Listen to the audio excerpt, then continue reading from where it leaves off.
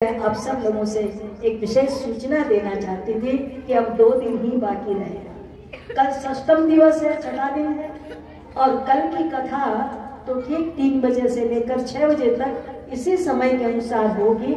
और परसों के दिन 3 तारीख को हमारा लक्ष्मी नारायण मंदिर का वार्षिकोत्सव है, पाटोत्सव है। और उसके साथ साथ शिव पुराण का उस दिन की जो कथा होगी वो प्रातः काल के समय में होगी। 10 बजे से लेकर 1 बजे तक यह कथा चलेगी और सुबह के समय में कथा होगी। तो परसों के दिन जल्दी से जल्दी अपने गृह कार्य से आप निवृत्त होकर के एक दिन भगवान लक्ष्मी नारायण की सेवा में, एक दिन भगवान शंकर की सेवा में आप निकाल करके लाएं। और यहाँ पर जो 7 दिवसीय अनुष्ठान चल रहा है उसका यज्ञ होगा, उसकी पूर्णाहुति होगी, शिव पुराण की कथा की पूर्णाहुति होगी। और उसके पश्चात आप सब लोगों को भंडारा प्रसाद 1 बजे यहाँ आप लोग प्राप्त करें। आप सोचेंगे भंडारा खा के घर जाएंगे, नहीं, उस दिन फिर घर नहीं जाना है आपको। भंडारा खा करके प्रसाद लेकर के यहीं पंडाल में आकर बैठना है, क्योंकि फिर यहाँ पर हमारे छोटे छोटे बच्चे माँ कामाख्या नर्मदेश्वर संस्कृत विद्यालय के जो छोटे छोटे बालक हैं, जो 6ठी से लेकर 12वीं तक यहाँ शिक्षा ग्रहण करते हैं, जिन बच्चों को यहाँ संस्कृत विद्या के साथ साथ में जिन्हें इंग्लिश भी सिखाई जाती है, कंप्यूटर भी सिखाया जाता है और उन्हें संगीत कला भी सिखाई जाती है। मैं चाहती हूँ कि ज़्यादा से ज़्यादा इन बच्चों की प्रतिभा निकले और इस विद्यालय के बच्चे जहाँ जाएं वहाँ जीवन में सफलता हासिल करें बाबा नर्मदेश्वर की कृपा से।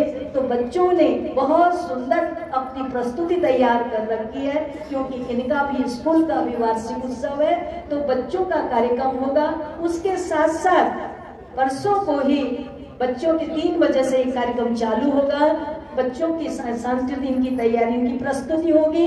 इसकी प्रस्तुति के ठीक तुरंत बाद ही हमारे लोकल पिथौरागढ़ जनपद के बहुत सुंदर कलाकारों का एक आयोजन किया गया है नृत्य नाटिका के रूप में, और वो अपनी प्रस्तुति करेंगे। और हमारी दोनों साथियों को पता चले कि हमारे पिथौरागढ़ जनपद में भी कुछ प्रतिभाएं रहती हैं और जो कुमाऊं का अपने गीत नृत्य प्रस्तुत करके आपको दिखाएंगे। आपने हमें आनंदित किया तो कोई पिथौरागढ़ वाले आपको आनंदित करेंगे आप लोगों को।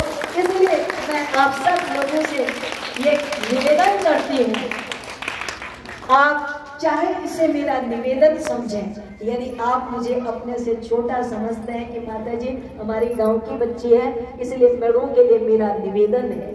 और यदि आप मुझे संत सोचते हैं, यदि आपके मन में वो आदर भाव है, तो मेरी आपके लिए आज्ञा है। चाहे मेरा निवेदन समझें, चाहे मेरी आज्ञा समझें, आप सब लोगों से मेरी करवत ये आग्रह है कि आप लोग भंडारा खाकर जाए नहीं। भंडारे का प्रसाद अहो भाग्य होता है, जिसमें संत और भगवान का प्रसाद आप लोगों को मिले, आप लोगों को प्रसाद मिले और आपका कल्याण हो। प्रसादस्तु प्रसन्नता, प्रसाद का अर्थ होता है, ये भंडारे का प्रसाद हलवा पूरी मत समझना, ये तो एक प्रसन्नता का प्रतीक है। प्रसाद कहते हैं भगवान को जो निवेदित किया गया है, वो प्रसाद ग्रहण करने से प्रसन्नता की प्राप्ति होती है। आपके घर में, आपके परिवार में, आपके कुटुंब में, आपके इस क्षेत्र में सभी लोग आनंदित रहें, प्रसन्न रहें, सबका कल्याण हो। एक हमारी गांव की माता 2 कल मेरे से मिलने के लिए आई और उन्होंने मुझे एक बात कही, माता जी आप यहाँ ये सब आयोजन कराते रहते हैं ना, देखो और गांव में खेती अब की बार बरसात नहीं हुई और गांव में खेती इतनी हुई नहीं, फिर भी माता जी हमारे गांव में हमारी अच्छी फसल हुई, हमारा कोई नुकसान नहीं हुआ, फिर भी हमारे गांव में ये मिला। उन्होंने मुझे कहा तो बड़ी प्रसन्नता हुई, बाबा नर्मदेश्वर की कृपा हुई है। तो इसलिए मैं आप सब लोगों से निवेदन कर रही हूँ, आप सबों के कल्याण के लिए, हमारे गांव का कल्याण हो, हमारे क्षेत्र का कल्याण हो, हमारे जनपद का कल्याण हो, क्योंकि धीरे धीरे गांव, समाज, जनपद, इसी से राष्ट्र का निर्माण होता है। तो इसलिए मैं आप सब लोगों से निवेदन करूंगी कि परसों के महाप्रसाद में कोई चूके नहीं। खूब खुला भंडारा है, खूब प्रसाद लीजिए, शांति से लीजिए, आनंद से लीजिए, फिर बैठिए, भजन कीर्तन कीजिए। बच्चों की प्रस्तुति देखें और फिर उसके बाद नृत्य नाटिका का आनंद लीजिए और फिर महाआरती करके आप लोग अपने घरों को प्रसाद लेकर लौटे। इसलिए परसों का यहाँ दिन भर का कार्यक्रम है, तो अभी से आज से ही आप लोग तैयारी कर ले, जल्दी जल्दी अपने आवश्यक कार्य निवृत्त करके आप परसों को ठीक 10 बजे मंदिर में यहाँ आ जाए, आश्रम में आ जाए। ये मेरा आप लोगों से आग्रह है, निवेदन है, इसे आप जरूर स्वीकार करेंगे, ऐसा मेरा आपसे विश्वास है। और